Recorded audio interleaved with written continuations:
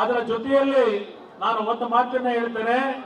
2014ನೇ ಇಸ್ವಿನಲ್ಲಿ ಇವತ್ತು ಈ ಸರ್ಕಾರ ಅವತ್ತೇನು ಸಿದ್ದರಾಮಯ್ಯನವರು ಮುಖ್ಯಮಂತ್ರಿಗಳಾದರು, ಇದೇ ಚಿಕ್ಕಬಳ್ಳಾಪುರ ನಗರಕ್ಕೆ ಬಂದು ಅವತ್ತಿನ ಲೋಕಸಭಾ ಚುನಾವಣೆಯಲ್ಲಿ ಅವತ್ತಿನ ಕಾಂಗ್ರೆಸ್ನ ಲೋಕಸಭಾ ಅಭ್ಯರ್ಥಿಯನ್ನ ಗೆಲ್ಲಿಸಬೇಕು ಅಂತಕ್ಕಂಥ ಒಂದೇ ಕಾರಣಕ್ಕೆ ನಮ್ಮ ಸಮಾಜದ ಚುಂಚನಗಿರಿ ಕ್ಷೇತ್ರದ ನಿರ್ಮಲಾನಂದ ಸ್ವಾಮೀಜಿ ಅವರನ್ನ ಒಂದು ಕಾರ್ಯಕ್ರಮಕ್ಕೆ ಕರೆದು ಎತ್ತಿನ ಹೊಳೆ ಯೋಜನೆಗೆ ಫೌಂಡೇಶನ್ ಹಾಕುವುದು. 3 ವರ್ಷದಲ್ಲೋ 2 ವರ್ಷದಲ್ಲೋ ನೀರಿನ ಚಿಕ್ಕಬಳ್ಳಾಪುರ ಜಿಲ್ಲೆಗೆ ಹರಿಸ್ತೀವಿ ಅಂತಕ್ಕಂಥ ಮಾತನ್ನ ಹೇಳಿದ್ರು.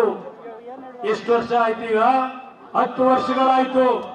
10 ವರ್ಷ 11 ವರ್ಷಗಳಾಯ್ತು. ಇವತ್ತು ಇನ್ನು ಎತ್ತಿನ ಹೊಳೆ ಅಲ್ಲೇ ಇದೆ. ಎತ್ತಿನ ಹೊಳೆಯ ಹೆಸರಿನಲ್ಲಿ ಕೋಟ್ಯಾಂತರ ರೂಪಾಯಿ ಹಣವನ್ನು ಲೂಟಿ ಮಾಡಿರ್ತಕ್ಕಂಥದ್ದೇ ಇವರ ಒಂದು ಯೋಜನೆಗಳು ಅಂತಕ್ಕಂಥದ್ದನ್ನ ಮರೆಯಬೇಡಿ. ನಾಡಿನ ಜನತೆಯ ಸಂಪತ್ತನ್ನ ಇವತ್ತು ಸ್ವೇಚ್ಛಾಚಾರವಾಗಿ ಲೂಟಿ ಮಾಡ್ತಕ್ಕಂಥ ಈ ಸರ್ಕಾರ ಇವತ್ತು ಕಾವೇರಿ ನೀರನ್ನ ಹೇಳಿದ್ರು ಮೇಕೆದಾಟಿನ ಹತ್ತಿರ ನಾವೊಂದು ರಿಸರ್ವಾಯರ್ನ ಕಟ್ಟಲಿಕ್ಕೆ ಅನುಮತಿಯನ್ನು ತಗೋತೀವಿ, ನಮ್ಮ ನೀರು ನಮ್ಮ ಹಕ್ಕು ಅಂತ ಹೇಳಿ ನಮ್ಮ ಸಾತ್ನೂರಿನ ಸಂಗಮದಿಂದ ಪಾದಯಾತ್ರೆಯನ್ನ ಬೆಂಗಳೂರಿನವರೆಗೆ ಮಾಡಿದ್ರು. ಇವತ್ತು ನಮ್ಮ ನೀರು ನಮ್ಮ ಹಕ್ಕು ಈ ಸರ್ಕಾರ ಬಂದು ಉಳಿಸಿದ್ದಾರ? ನಮ್ಮ ನೀರು ನಮ್ಮ ಹಕ್ಕು ತಮಿಳುನಾಡಿಗೆ ನಿರಂತರವಾಗಿ ಇವತ್ತು ಹರಿದೋಗ್ತಾ ಇರ್ತಕ್ಕಂಥದ್ದನ್ನ ನೋಡ್ತಾ ಇದ್ದೀರಿ. ನಮ್ಮ ರಾಜ್ಯದಲ್ಲಿ ಬರಗಾಲ. ಇವತ್ತು ಮಂಡ್ಯ ಜಿಲ್ಲೆಯಲ್ಲಿ ಹಲವಾರು ಭಾಗದಲ್ಲಿ ನಮ್ಮ ರೈತರು ಬೆಳೆದಂತ ಬೆಳೆ ಒಣಗಿ ನಿಂತಿದೆ. ಮಂಡ್ಯ ಜಿಲ್ಲೆಯಲ್ಲಿ ನಾನು ನಿನ್ನೆ ಮೊನ್ನೆ ಹಳ್ಳಿಗಳಿಗೆ ಭೇಟಿ ಕೊಟ್ಟಾಗ ನೋಡಿದ್ದೇನೆ, ಕಬ್ಬು ಸಂಪೂರ್ಣವಾಗಿ ಒಣಗಿ ಇವತ್ತು ಬೆಂಕಿ ಆಗ್ತಕ್ಕಂಥ ಒಂದು ಕೆಲಸಗಳು ಪ್ರಾರಂಭ ಆಗಿದೆ. ಇದು ಕಾಂಗ್ರೆಸ್ ಸರ್ಕಾರ ಕೊಟ್ಟಂತ ಕೊಡುಗೆ ನಮ್ಮ ನಾಡಿನ ರೈತ ಬಂಧುಗಳಿಗೆ.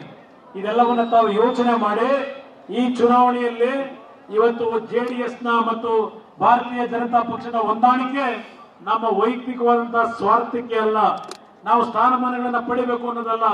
ಇವತ್ತು ದೇವೇಗೌಡರ ಮಾರ್ಗದರ್ಶನದಲ್ಲಿ ನರೇಂದ್ರ ಮೋದಿ ಅವರು ದೇವೇಗೌಡರ ಬಗ್ಗೆ ಇಟ್ಟಿರ್ತಕ್ಕಂಥ ಗೌರವ ಏನಿದೆ, ಇವತ್ತು ನಾವು ನಿಮ್ಮ ಆಶೀರ್ವಾದದಿಂದ 28ಕ್ಕೆ ಲೋಕಸಭಾ ಸದಸ್ಯರನ್ನ ಈ ನಾಡಿನ ಜನತೆ ಆಶೀರ್ವಾದ ಮಾಡಿದರೆ ಒಂದು ಮಾತನ್ನ ಚಿಕ್ಕಬಳ್ಳಾಪುರದ ನನ್ನ ತಂದೆ ತಾಯಂದರಿಗೆ ಈ ಸಭೆಯಲ್ಲಿ ಹೇಳಲಿಕ್ಕೆ ಬಯಸ್ತೇನೆ.